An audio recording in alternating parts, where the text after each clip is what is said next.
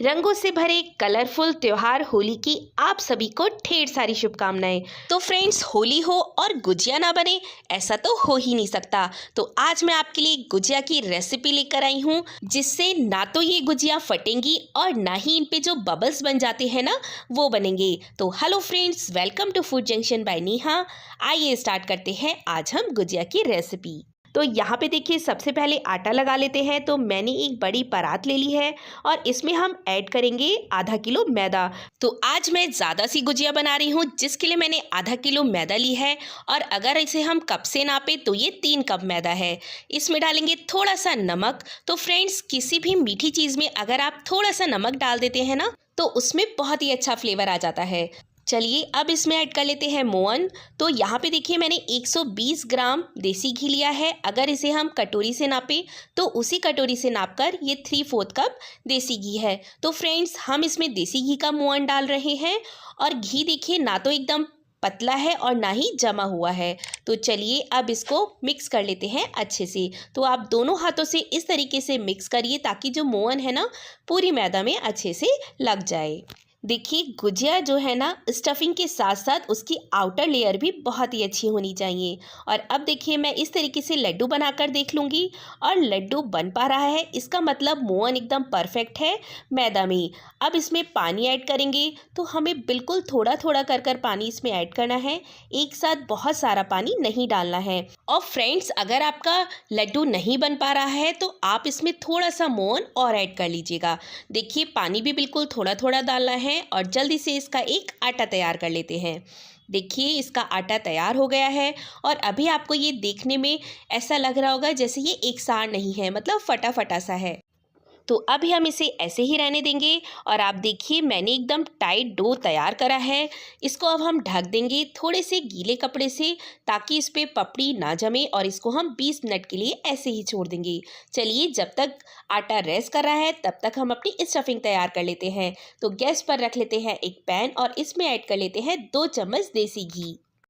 और अब बारी है इसमें ड्राई फ्रूट्स ऐड करने की। तो फ्रेंड्स, अगर हम रोस्ट कर कर ड्राई फ्रूट ऐड करते हैं ना, तो उनका जो फ्लेवर है बहुत ही अच्छा आता है। तो देखिए, यहाँ पे मैंने काजू बादाम डाले हैं और इसी के साथ मैं थोड़ा सा पिस्ता भी डाल रही हूँ और इनको रोस्ट कर लूँगी। उसके बाद हम इसको क्रश करेंगे। तो चलिए, बिल्कुल हल्की आंच में हमें इन्हें भूनना है, वरना ये ड्राई फ्रूट जल भी सकते हैं। इनको निकाल लिया है और इसी पैन में अब हम ऐड कर लेंगे सूजी। तो देखिए, आधा कप सूजी ली है और क्वांटिटी में ये 70 ग्राम्स है। और आप सोच रहे होंगे, मावा वाली गुजिया में सूजी क्यों ऐड कर रहे हैं? पर फ्रेंड्स, जब आप इसे ऐड करेंगे ना मावे की स्टफिंग में, तो स्वाद बहुत ही ज़्यादा अच्छा आएगा। देखिए, इसे हमें थोड़ा सा ब्राउन होने तक भूनना है और इसकी बहुत ही अच्छी खुशबू भी आ रही है। चलिए, सूजी भुन गई है, इसे भी निकाल देते हैं। और अभी इसी पैन में हम ऐड कर लेते हैं 1 कप गोली का बुरादा। इनमें से जो भी चीज़ आपके घर में नहीं खाई जाती हो तो आप उसे स्किप भी कर सकते हैं। और अगर आप कोई और ड्राई फ्रूट ऐड करना चाहते हैं तो वो भी ऐड कर सकते हैं।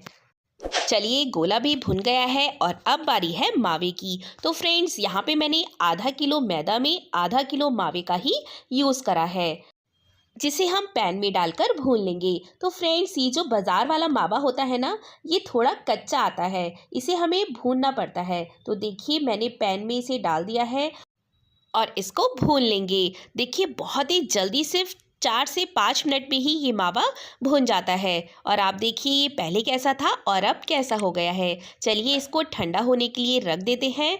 और यहाँ पे देखिए, जो हमने ड्राई फ्रूट्स लिए थे ना, इनको हम कटर में कट कर लेते हैं। चलिए, अब सभी चीज़ें तैयार हो गई हैं। तो ले लेते हैं एक बड़ा सा बाउल और सबसे पहले इसमें ऐड कर लेते हैं भुना हुआ मावा, जिसको हमें ठंडा कर कर ही यूज़ करना है। इसको देखिए, मैंने फैला लिया था ताकि ये ठंडा हो जाए। और अब इसमें बाकी की सभी चीज़ें मिला लेते हैं। तो यहाँ पे सबसे पहले ऐड कर लेते हैं कटे हुए काजू बादाम और पिस्ता, इसी के साथ भुना हुआ गोला और सूजी भी। इन चीज़ों को कर लेते हैं मिक्स। और अब इस पे ऐड कर लेंगे बूरा। तो यहाँ पे देखिए, मैं आधा किलो मावे में 250 ग्राम बूरा ऐड कर रही हूँ। अगर आपके पास बूरा नहीं है तो आप चीनी लीजिए और उसको मिक्सी कर कर यूज़ कर लीजिए। और बूरा की क्वांटिटी आप अपने टेस्ट के अकॉर्डिंग कम या ज़्यादा भी कर सकते हैं। चलिए, इसमें ऐड कर लेते हैं किशमिश, जिसे मैं पहले डालना भूल गई थी। और साथ ही इसमें ऐड करेंगे थोड़ा सा इलायची पाउडर, क्योंकि इलायची पाउडर का फ्लेवर गुजिया में बहुत ही अच्छा आता है, तो इसे तो आप ज़रूरी ऐड करिएगा। और वापस से इसे कर लेंगे मिक्स। स्टफिंग हमारी तैयार है।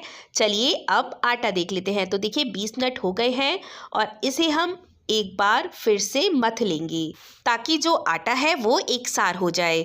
चलिए आटा तैयार है। इसके देखिए अब हम छोटे छोटे बॉल्स बना लेंगे। तो मैं इसको 3 पार्ट्स में डिवाइड कर लूँगी और इसको लंबा लंबा सा एक सार कर लूँगी। देखिए इस तरीके से जब हम लोइयाँ बनाते हैं ना तो वो बहुत ही आसानी से बन जाती हैं। तो पहले इन्हें छोटे छोटे टुकड़ों में तोड़ लिया है और देखिए अब इसकी इस तरीके से लोइयाँ बना लेंगे। तो फ्रेंड्स सभी लोइयाँ बनी हुई होती है ना तो गुजिया बनाना और भी ज़्यादा आसान हो जाता है, एकदम बनती चली जाती हैं।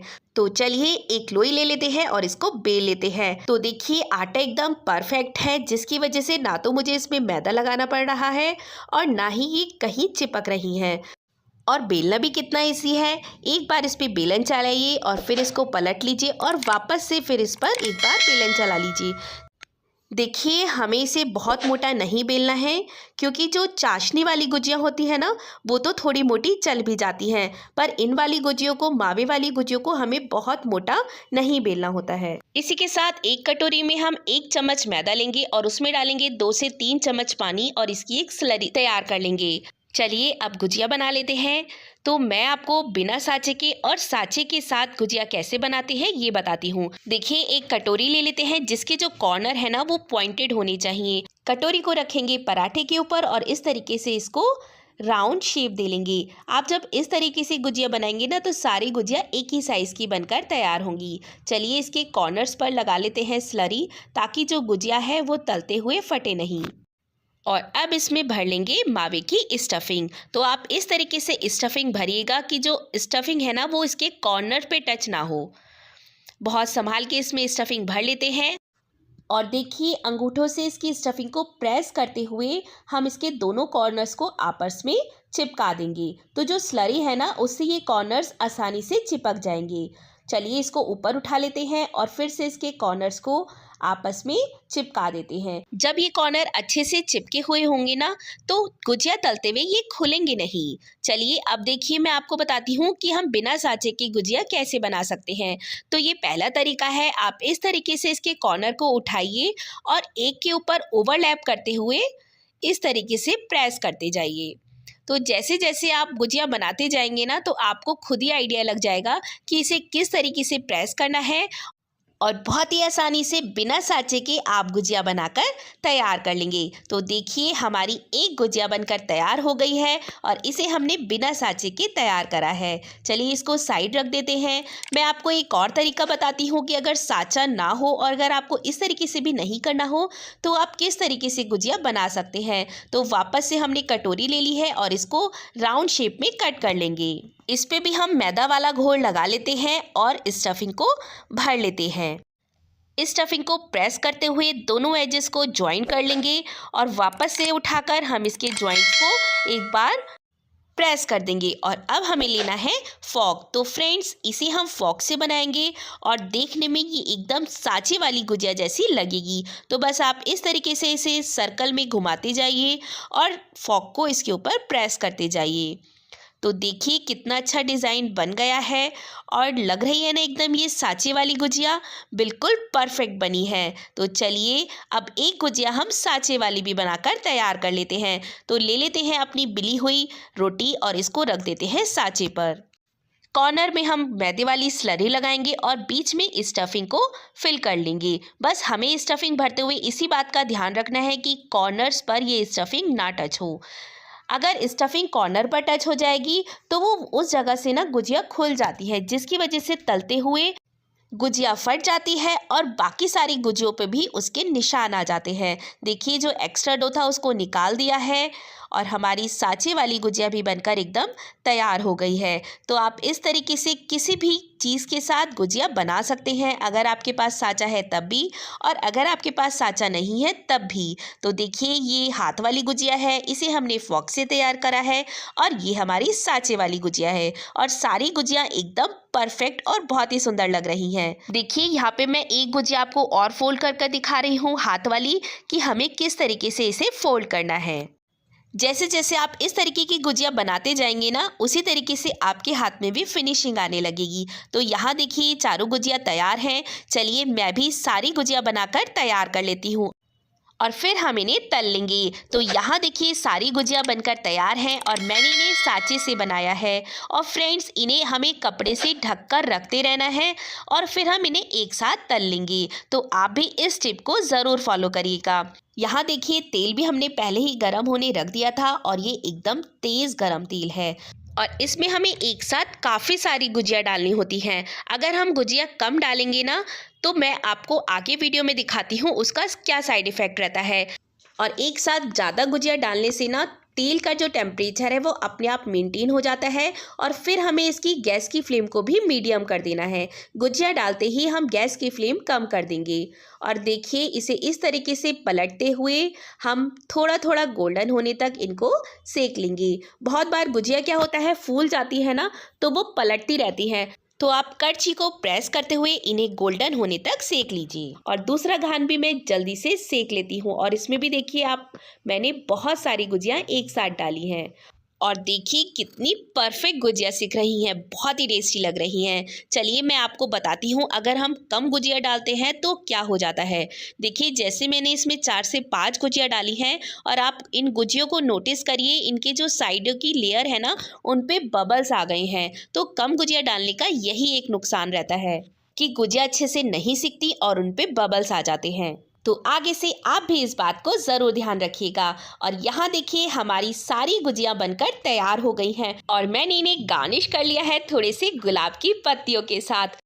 और अब लग रहा है जैसे होली की तैयारी पूरी हो गई हो। तो आप भी इन टिप्स और ट्रिक्स को फॉलो करते हुए इन गुजियों की रेसिपी को ज़रूर ट्राई करिएगा और मुझे कमेंट सेक्शन में बताइएगा कि आपको ये रेसिपी कैसी लगी। देखिए एकदम परफेक्ट गुजिया सिकी हैं दोनों तरफ से। मैं आपको तोड़ के भी दिखाती हूँ कि इनमें स्टफिंग भी बहुत अच्छी है और बहुत ही कुरकुरी ये गुजिया बनकर तैयार हुई हैं। तो फ्रेंड्स अगर आपको ये वीडियो पसंद आई हो तो एक लाइक का बटन ज़रूर प्रेस करिएगा और मेरे चैनल को अगर अभी तक सब्सक्राइब नहीं करा तो जल्दी जल्दी से सब्सक्राइब कर लीजिएगा और इस वीडियो को अपने फ्रेंड्स और फैमिली के साथ शेयर करना बिल्कुल ना भूलें। आप लोग मुझे सपोर्ट करने के लिए मेरे फेसबुक पेज और इंस्टाग्राम पेज को भी फॉलो कर सकते हैं with the same ID food junction by Neha.